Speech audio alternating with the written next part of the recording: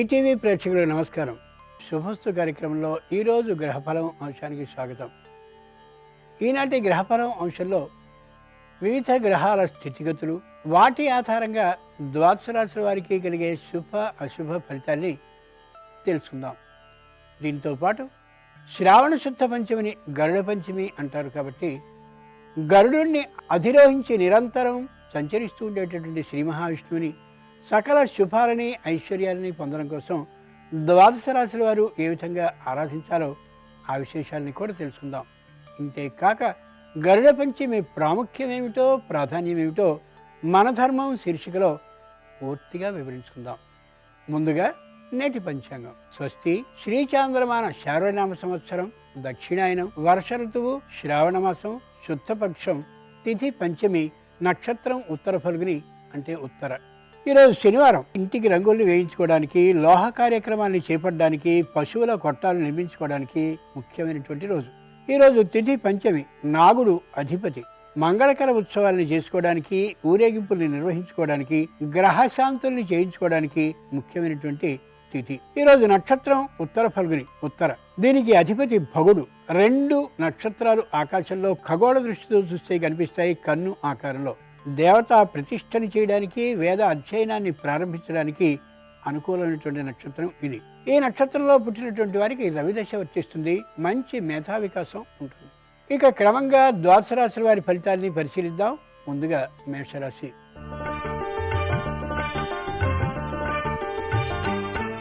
ఈరోజు మేషరాశి వారి ఫలితాలని పరిశీలించి చూస్తే, నేను ఈ సహాయం చేయగలను, ఈ పనిని చేయగలను, అది చేయగలంటూ వాగ్దానాలను హెచ్చుగా ఇచ్చే అవకాశం ఉంది.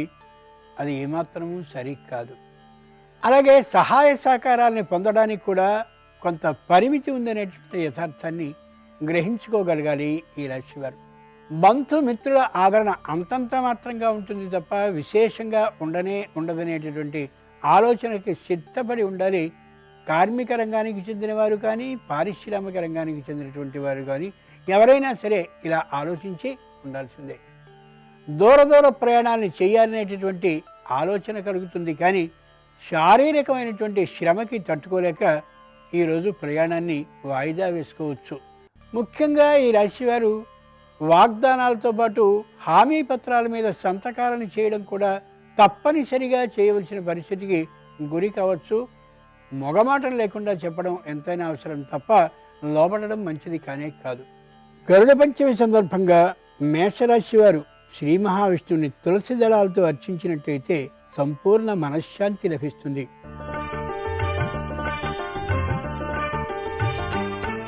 ఈరోజు వృషభ రాశి వారి ఫలితాలని పరిశీలించి చూస్తే, తొందరగా పనుల్ని ముగించాలనేటటువంటి ఆలోచనతో పొరపాట్లకి గురయ్యేటటువంటి అవకాశం కనిపిస్తుంది. 1కి 2 మార్లు ఆలోచించుకుని మాత్రమే చేసుకోగలగాలి. మహిళలు వాగ్వివాదాల జోలికి పోనేకూడదు. ఏదైనా ఎదుటివారు తేడా చేసినప్పటికీ కూడా ఈరోజు మాత్రం వాగ్వివాదానికి వెళ్ళకూడదనే గట్టి సంయమనాన్ని పాటించి తీరాలి. వ్యావసాయికమైనటువంటి పనుల్ని చేసుకునేటటువంటి వారికి ఈరోజు చాలా అనుకూలంగా ఉంది. తప్పక ఆ విధంగా ముగించుకోవచ్చు. అయితే పొలాల్లో దిగేటటువంటి సందర్భంలో క్రిమి కీటకాల విషయాన్ని గురించి కొద్దిగా ఆలోచించుకుని మాత్రమే దానికి తగినటువంటి భద్రతతో ఉండాలి. శిల్పాలను చెక్కేటటువంటి వారు, కుట్లు అల్లికలు చేసేటటువంటి వారు తమకి సంబంధించిన వృత్తి ద్వారా విశేషమైనటువంటి ఆదాయాన్ని పొందగలిగినటువంటి రోజుగా తెలుసుకోవచ్చు. ముఖ్యంగా ఈ రాశివారు క్యాటరింగ్ పని చేస్తూ ఉండేటటువంటి వారు అయినట్టయితే ఏమాత్రపు అభిమానాన్ని పాటించకుండా 1కి 2 మార్లు తమకు ఇంతకుముందు వినియోగదారులైనటువంటి వారిని కలుసుకుని వ్యాపారాన్ని అభివృద్ధి చేసుకోగలిగితే తప్పక వ్యాపారం అభివృద్ధి అవుతుంది. గరుడ పంచమి సందర్భంగా వృషభ రాశి వారు శ్రీ మహావిష్ణువుని శ్రీగంధంతో కానీ అభిషేకించినట్లయితే శారీరక వ్యాధి తొలగి తీరుతుంది.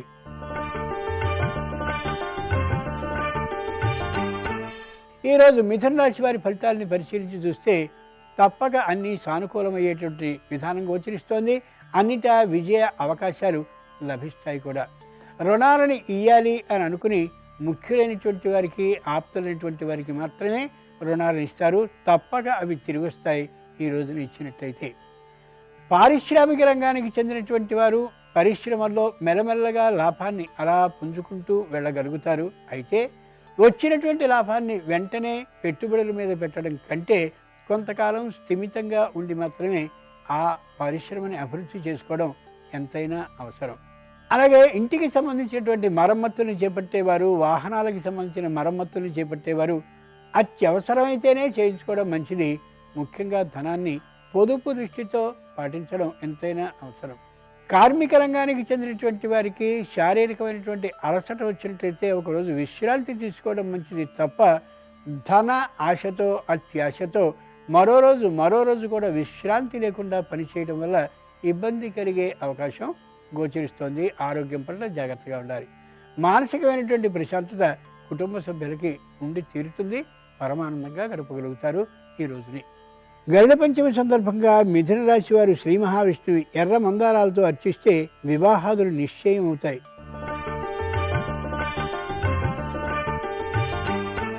కర్కాటక రాశి వారు శ్వాసకోశానికి సంబంధించినటువంటి జాగ్రత్తలను తప్పక పాటించి తీరాలి. ప్రభుత్వం వారు చెప్తున్నటువంటి సూచనల్ని పాటించని పక్షంలో తాత్కాలిక అనారోగ్యానికి గురయ్యే అవకాశం కనిపిస్తోంది.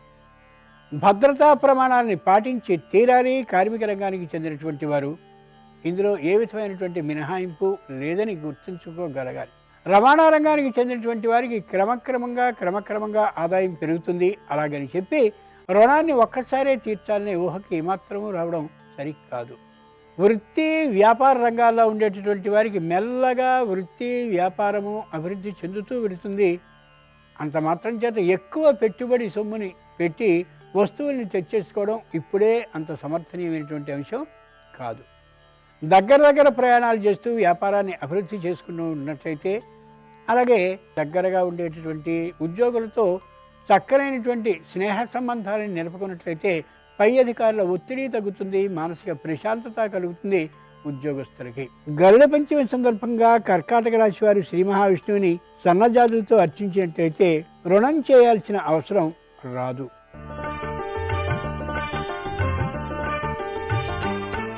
ఇక ఈరోజు సింహరాశి వారి ఫలితాలను పరిశీలించి చూస్తే తామున్నటువంటి ప్రదేశాన్ని అంటే ఊరిని కూడా మార్చేసి వెళ్ళిపోవాలనే ఊహకి దురదృష్టకరంగా రావచ్చు. అది ఏమాత్రమూ సరికాదు. కొత్తమైనటువంటి తోటలను భూములను అద్దెకు తీసుకుని వాటి ద్వారా ఆదాయాన్ని సంపాదిద్దామనేటటువంటి ఊహకు వస్తారు. అనుభవం లేనటువంటి కారణంగా వెంటనే ఫలించే అవకాశం ఏమాత్రమూ లేదు. రుణాలని తీసుకోవడం విషయానికే వచ్చినట్లయితే ముఖ్యులు, తెలిసినటువంటి వారు, ఆప్తులు లేదా ప్రభుత్వ రంగ సంస్థలు దగ్గర నుండే రుణాన్ని తీసుకోవడం మంచిది తప్ప ఎక్కువ మొత్తంలో రుణం ఇస్తున్నారు కదా అని ఎవరో తెలియనటువంటి వారి నుండి రుణాన్ని తీసుకోవడం వల్ల చాలా చిక్కు వచ్చి పడే అవకాశం ఉంది. మహిళలు నిదానించి మాట్లాడతారు, ఆలోచించి మాట్లాడతారు. తమ భర్తల్ని రక్షించుకోవాలనేటటువంటి గట్టి నిర్ణయానికి వస్తారు. శ్రావణ శుక్రవార లక్ష్మిని చాలా చక్కగా పూజ చేస్తూ కుటుంబాన్ని ఐశ్వర్యంతో ముంచెత్తాలనే ఊహకి వస్తారు. ఇది ఆహ్వానించుకోదగ్గటువంటి పరిణామం. ముఖ్యంగా కుటుంబంలో ఉండేటటువంటి తల్లిదండ్రులు, అలాగే ఎక్కడో ఉండేటువంటి అత్తమామల ఆరోగ్యం కూడా చక్కగా ఉండే కారణంగా మానసికమైన ప్రశాంతత వీరికి సొంతం అవుతుంది. గరుడ పంచమి సందర్భంగా సింహరాశి వారు శ్రీ మహావిష్ణువుని తులసి దళాలతో అర్చించినట్లయితే పెద్దలైనటువంటి వారు, సహాయపరులైనటువంటి వారి పరిచయాలు కలుగుతాయి.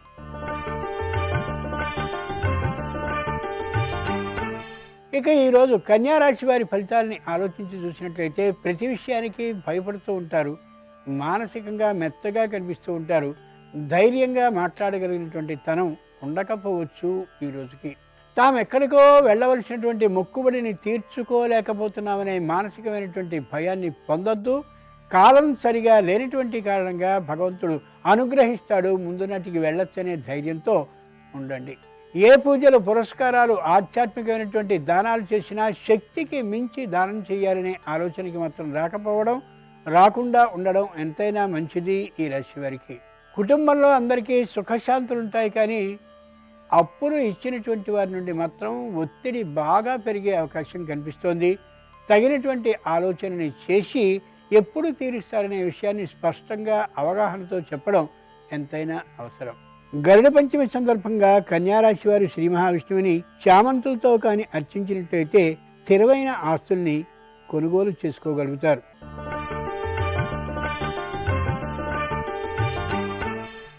ఈరోజు తులారాశి వారి ఫలితాలను పరిశీలించి చూస్తే సాఫ్ట్వేర్ రంగంలో ఉన్నటువంటి వారికి పనిభారం మరింత అయ్యే అవకాశం గోచరిస్తోంది.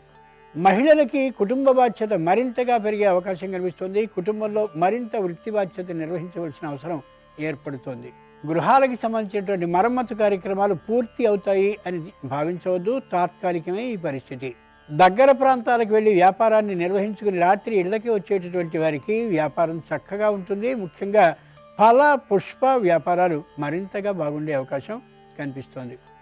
లోహాలకి సంబంధించినటువంటి వ్యాపారాన్ని చేసేటటువంటి వారికి ఆర్థికమైనటువంటి ప్రయోజనం మరింతగా అనిపిస్తోంది.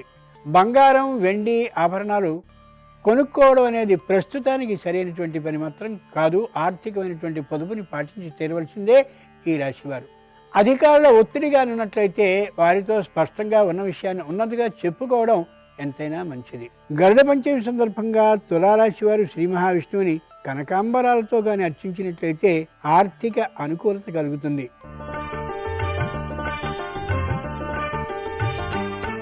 ఇక ఈరోజు వృశ్చిక రాశి వారి ఫలితాలను పరిశీలించి చూస్తే న్యాయవాద రంగంలో ఉండేటటువంటి వారికి ఆదాయం మరింతగా క్షీణించే అవకాశం కనిపిస్తోంది.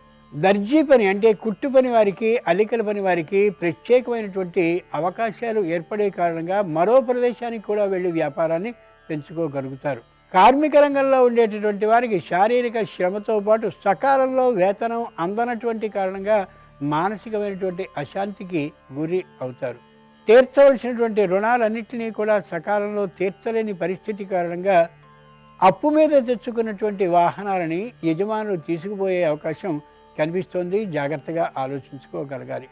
దూర ప్రాంత ప్రయాణాలు ఏమాత్రమూ కలిసి రావు. దగ్గరగా ప్రయాణాలను చేసే అవకాశం ఉండకపోవచ్చు. తాత్కాలికంగా ఈరోజు అంత అనుకూలంగా ఉండకపోవచ్చు వృశ్చిక రాశి వారికి. గరుడ పంచమి సందర్భంగా వృశ్చిక రాశి వారు శ్రీ మహావిష్ణువుని పారిజాతాలతో అర్చించినట్లయితే ఇరుగు పొరుగులతో స్నేహ సంబంధాలు మరింతగా పెరుగుతాయి.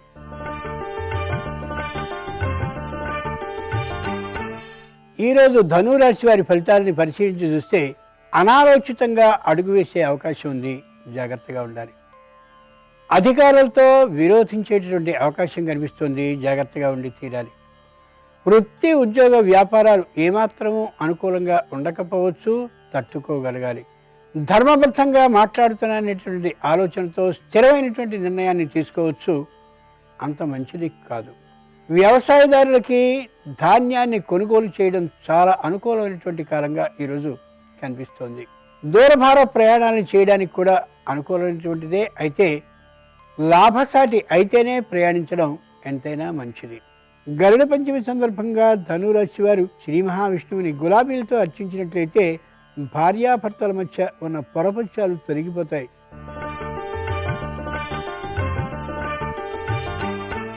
ఈరోజు మకర రాశి వారి ఫలితాలని పరిశీలించి చూస్తే ఆచి తూచి అడుగు వేస్తారు. వాగ్దానాలు చేయరు, హామీలను ఇయ్యరు. అలాగే ప్రమాణ పత్రాల మీద సంతకాన్ని కూడా చేయవని నిర్ద్వంద్వంగా చెప్తారు. చెప్పుకోదగ్గటువంటి విధానం. సంతానానికి సంబంధించిన తాత్కాలిక అనారోగ్యం గోచరిస్తోంది కాబట్టి ముందే సకాలమైనటువంటి నిద్ర, సకాలమైన భోజనాన్ని పాటింపచేస్తూ ఉండడం మంచిది. రోగ నిరోధక శక్తిని పెంచేటటువంటి పదార్థాలని తప్పక తీసుకోవడం ఎంతైనా అవసరం ఈ రాశి వారికి మరింత. ముఖ్యంగా లాభసాటి ప్రయాణాలు అయినట్లయితే చేసి తీరాలి. సమయాన్ని ఖచ్చితంగా విలువైన దానిగా గుర్తించాలి. లేని పక్షంలో కాలక్షేపం కారణంగా ముఖ్యమైన సమయం వ్యర్థమై చేయదలిచిన పని ఈ రాశివారు చేయలేకపోతారు. గరుడ పంచమి సందర్భంగా మకర రాశి వారు శ్రీ మహావిష్ణువుని పారిజాతాలతో కానీ అర్చించినట్లయితే తోటి అలాగే పైనున్న అధికారులతో సంబంధాలు బాగుంటాయి.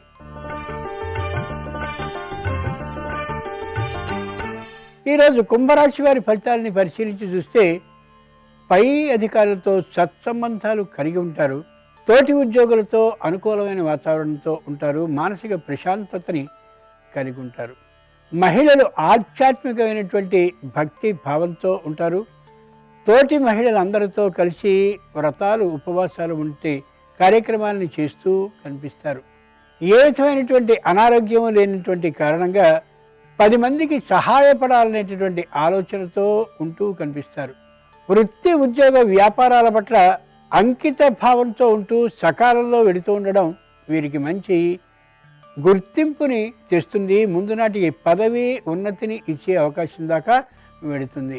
పారిశ్రామిక రంగానికి చెందినటువంటి వారికి ముడిసరుకు ఏ విధమైన రుణము లేకుండానే లభించే కారణంగా ఉత్సాహంగా ఉండగలుగుతారు. తప్పక అనుకూలమైనటువంటి ఎగుమతుల్ని చేయగలుగుతారు. గరుడ పంచమి సందర్భంగా కుంభరాశి వారు శ్రీ మహావిష్ణువుని పసుపు కుంకుమలతో కానీ అభిషేకించినట్లయితే వాగ్ వివాదాలకి అవసరమే ఉండదు.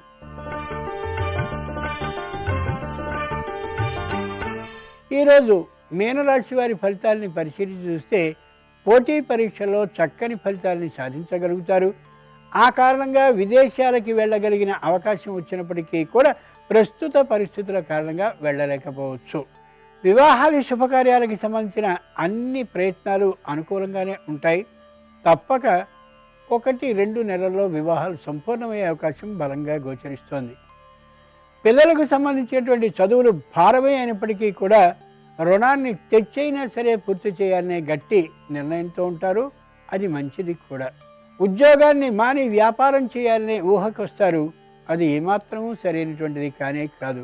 ఆర్థికంగా వడ్డీ వ్యాపారాన్ని చేసి బలపడాలి అని అనుకునే ఊహ సరైనటువంటిది కావు. కాబట్టి విరమించుకోవడం ఈ రాశివారు అత్యుత్తమం. ఆరోగ్య ప్రమాణాలని పాటిస్తూ ఉండడం, అలాగే దూరభార ప్రయాణాన్ని విరమించడం, సకాల నిద్ర భోజనాన్ని చూసుకోవడం చాలా చాలా అవసరం. గరుడ పంచమి సందర్భంగా మీనరాశి వారు శ్రీ మహావిష్ణువుని సన్నజాతులతో అర్చించినట్లయితే మానసికమైనటువంటి ప్రశాంతత సొంతం అవుతుంది.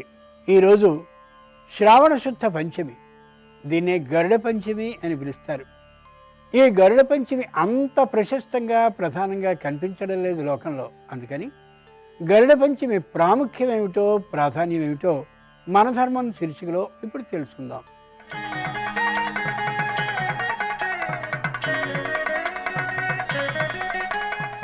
గరుత్మంతుడు పక్షిజాతికి రారాజు. విష్ణుమూర్తికి వాహనంగా, విష్ణు ధ్వజంగా నిరంతరం శ్రీహరి సేవా పరాయణుడిగా గరుత్మంతుడికి ఎంతో ఘనత ఉంది. అపార శక్తియుక్తులకి అనితర సాధ్యమైన వేగానికి గరుడు సంకేతం. వేదాత్మా విహగేశ్వర అంటూ వేదస్వరూపినిగా ఖగరాజుని సంభావిస్తారు. పన్నిద్దరాళ్వార్లలో మధుర కవి ఆళ్వార్ గరుత్మంతుడి అంశంతో ఆవిర్భవించాడని వైష్ణవ సంప్రదాయం వివరిస్తుంది. వైనతేయుడు, ఖగాధిపతి, ఖగేశ్వరుడు, నాగాంతకుడు, విష్ణురథుడు, సుపర్ణుడు, పన్నగ అశనుడు, ఇలా గరుత్మంతునికి ఎన్నో ఎన్నో నామాంతరాలున్నాయి. దేవేంద్రుణ్ణి ఓడించి అమృతాన్ని సాధించి సవతి తల్లికి ఇచ్చి తన కన్న తల్లి వినతకి దాస్యముక్తిని కలిగించిన మాతృభక్తి పరాయణుడు గరుత్మంతుడు. తన తల్లికి గరుడు దాస్యముక్తిని కలిగించిన పుణ్యతిథే శ్రావణ శుద్ధ పంచమి అంటే ఈరోజు. ఈ పర్వదినాన్ని వ్రత సంవిధానంతో నిర్వహించుకునే ఆచారం కూడా ఉంది. వ్రతరత్నాకరం, గరుడ పురాణం వంటి గ్రంథాల్లో గరుడ పంచమి వ్రత ప్రస్తావన ఉంది. గరుడ పంచమి అశుభతిథి కాదు, శుభతిథి. పూజామందిరంలో గరుడుని చిత్రపటాన్ని ఉంచి యథాశక్తి పూజాధికారిని నిర్వహించాలి. 5 రంగుల దారాలకి 5 ముడులు వేసి 5 పుష్పాలతో కట్టిన తోరాన్ని మందిరంలో ఉంచి ఆ పూజామందిరంలో ఉన్న ఈ తోరాన్ని పసుపు కుంకుమలతో పూజించాలి. అనంతరం కుడి చేతికి ఆ తోరాన్ని ధరించాలి. చక్కెర పొంగల్ని నివేదన చేయాలి. ఈ గరుడ పంచమి వ్రత ఆచరణం వల్ల కుటుంబానికి సర్వసౌఖ్యాలు చేకూరుతాయి. నాగ భయం అనేది ఉండనే ఉండదు.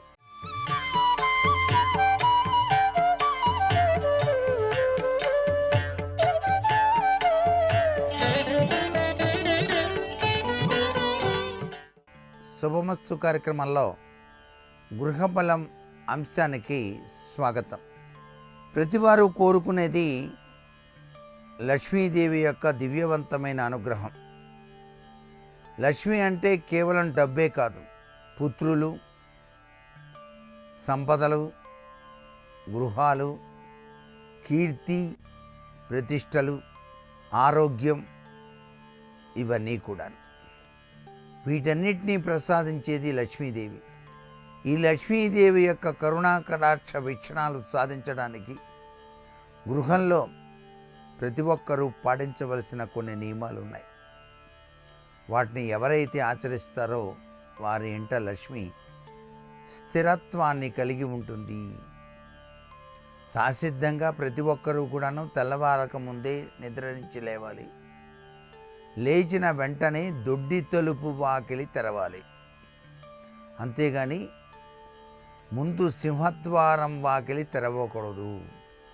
నిద్రపోయేటప్పుడు జ్యేష్ఠాదేవి అనేటువంటి దేవత ప్రవేశిస్తుందని, నిద్ర నుంచి లేవగానే అదృష్టలక్ష్మి మన ఇంటిలోనికి ప్రవేశించడానికి వీలుగా జ్యేష్ఠాదేవతను బయటికి పంపించాలి. కాబట్టి వెనుక నుంచి బయటికి పంపించాలి, అది కూడా దొడ్డి వాకిలి నుంచి అని చెప్పేసి శాస్త్రం.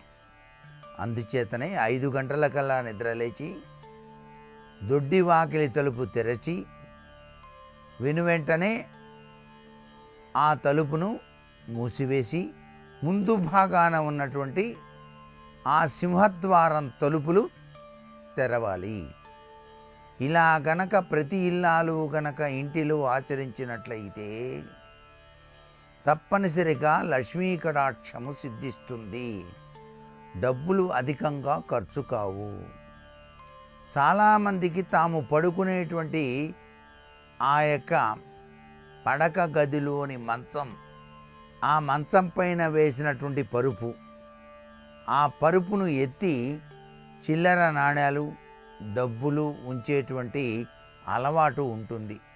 అలా నిద్రించేటువంటి పడకల కింద ధనాన్ని దాయటం అనేటువంటిది లక్ష్మీదేవికి గిట్టని పని. అంటే ఆ తల్లిని మనం తక్కువగా అంచనా వేసినట్లుగా భావిస్తాం. కాబట్టి అలా ఎప్పుడూ కూడా ఉంచరాదు. అలాగే చాలామంది స్త్రీలు తాము ధరించినటువంటి ఆ యొక్క నల్లపూసల గొలుసు బంగారపుది ఆ యొక్క పడుకునేటువంటి పడక పరుపు కింద పెట్టేటువంటి అలవాటు ఉంటుంది. అది కూడాను లక్ష్మీ కటాక్షం సిద్ధించటానికి అనుకూలం కాదు. ఎప్పుడూ కూడా బంగారం కానివ్వండి, డబ్బులు కానివ్వండి, పడుకునేటువంటి పరుపు మీద కింద భాగాన ఉంచకూడదు. అలాగే మీరు సంపాదించిన ధనం మీరు పడక గదిలో మంచం మీద కూర్చొని లెక్కించకూడదు. పని పాట లేకుండా మంచం మీదనే కూర్చోవాలనిపిస్తుంది. అది చాలా పొరపాటు. సంపాదించారు ధనాన్ని, దాన్ని లెక్క పెట్టడానికి మంచమే కావాల్సి వచ్చిందా? కుర్చీ మీద కూర్చోవచ్చు హాయిగా, చాప్ మీద కూర్చొని లెక్కించుకోండి. అంతేగాని పరుపు మీద మంచం మీద కూర్చొని లెక్కించటం అనేది అవివేకతత్వము. లక్ష్మీ కటాక్షానికి ఇవన్నీ కూడాను మీరు చక్కగా పాటిస్తే అమ్మవారు తన దివ్యవంతమైన అనుగ్రహాన్ని ఇస్తుంది. అలాగే తెల్లవారుజామున కాళ్ళు కడుక్కొని కళ్ళు తెరిచిన వెంటనే పసుపు లేదా మన ముఖాన్ని లేదా మన కుడి అరచేతిని చూసుకోవటం చాలా మంచి సుగుణవంతమైన ప్రభావంగా లక్ష్మీ కటాక్ష సిద్ధికి నాందిగా చెప్తారు.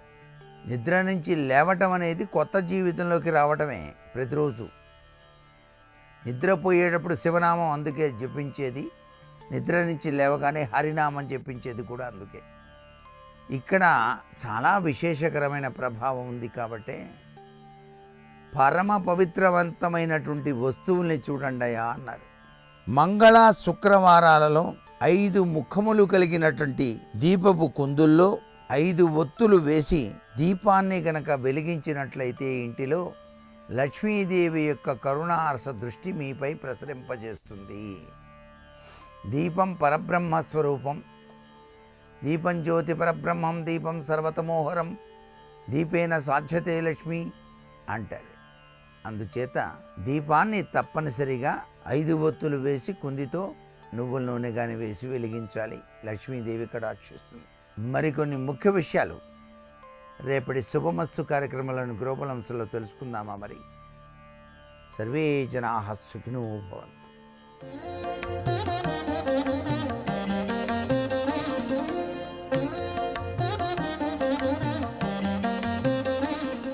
శుభోదయం. శుభమస్తు కార్యక్రమంలో శ్రావణ సంకల్ప సిద్ధి అన్న అంశానికి స్వాగతం. శ్రావణ మాసం సంతోషకరమైన మాసం. ఈ మాసంలో ఏ సంకల్పం చేసినా ఆ సంకల్పం తక్షణమే నెరవేర్చబడుతుంది. లక్ష్మీప్రదమైన ఈ మాసం సంతానప్రదమైన మాసం కూడా.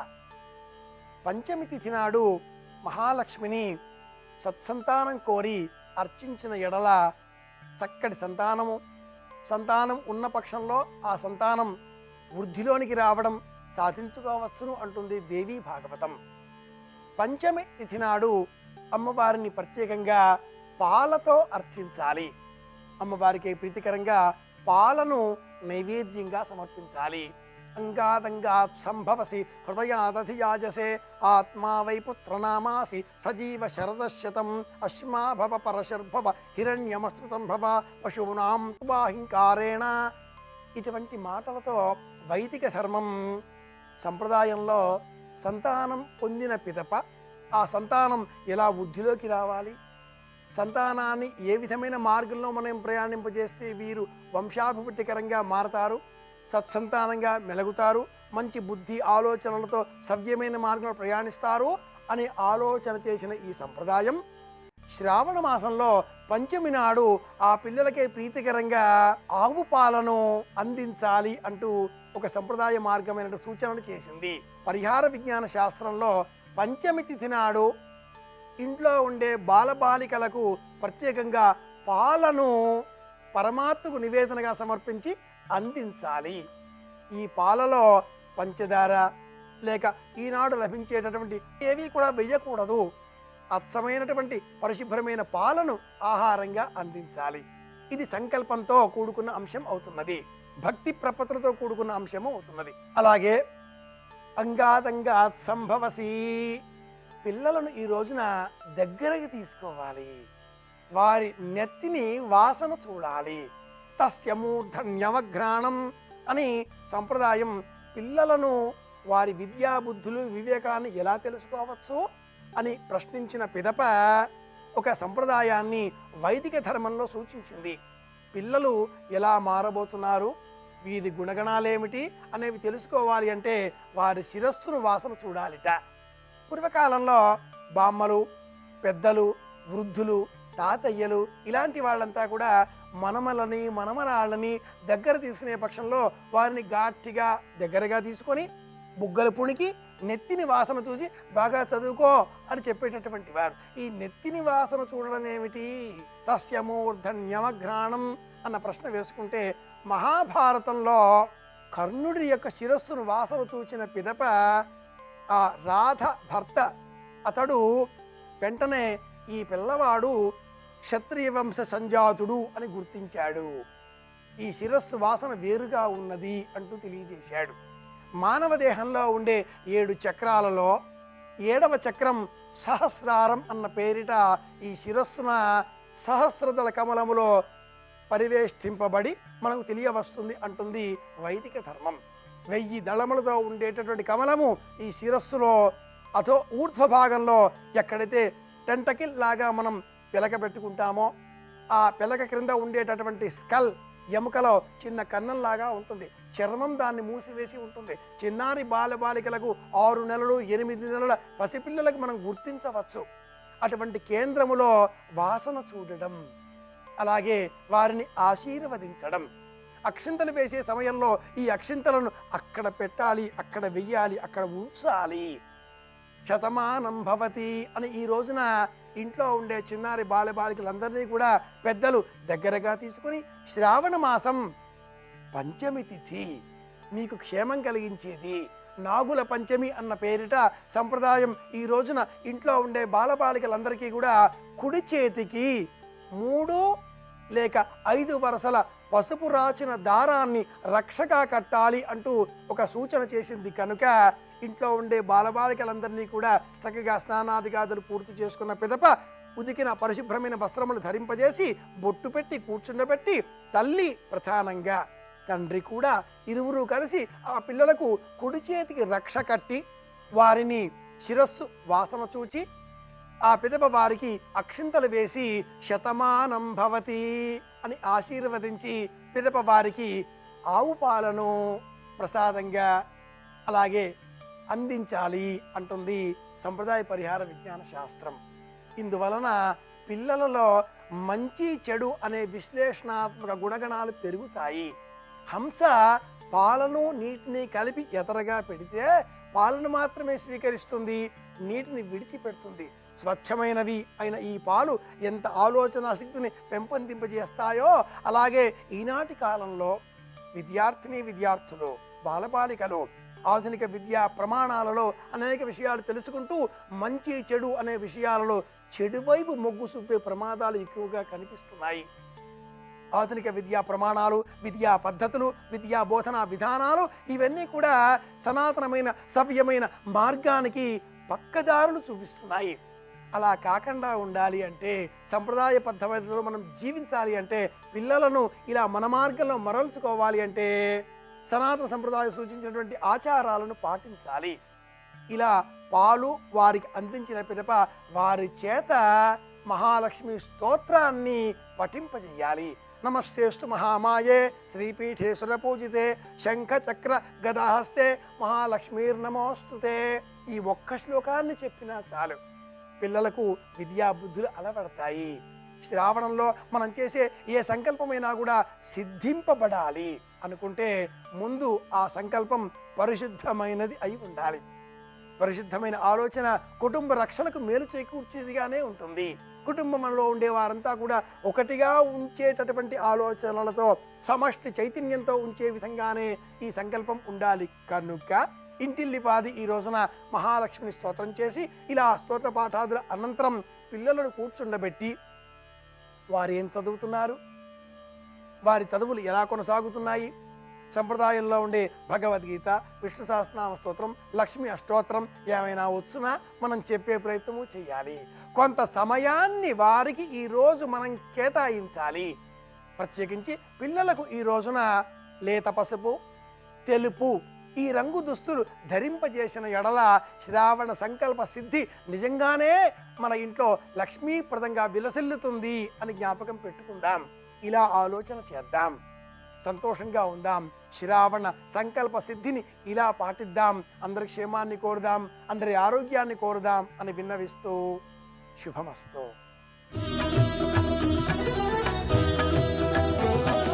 రేపు షష్ఠి తిథి ఉంది, హస్త నక్షత్రం ఉంది. రేపటి నక్షత్ర బలాన్ని పరిశీలిస్తే ప్రధానంగా సూపౌదన వ్రతం సందర్భంగా ఈశ్వరుడికి పులగ నైవేద్యంగా సమర్పించి ఉపవాసం ఉండి ప్రదోష సమయంలో శివారాధన చేసి ఈశ్వరుడికి నైవేద్యంగా సమర్పించిన పులగాన్ని ప్రసాదంగా స్వీకరించడం ద్వారా శివానుగ్రహం సులభంగా పొందడానికి రేపు అనుకూలమైన రోజుగా చెప్పవచ్చు. అలాగే దూర ప్రాంతాలకు ప్రయాణాలు చేయడానికి చేసే సర్వ ప్రయత్నాలకు రేపటి నక్షత్ర బలం విశేషంగా సహకరిస్తుంది. తల్లితో ముఖ్యమైన చర్చలు చేయడానికి, తల్లి తరపు ఆస్తిపాస్తులకు సంబంధించి కీలకమైన నిర్ణయాలు తీసుకోవడానికి రేపు అనుకూలమైన రోజుగా చెప్పవచ్చు.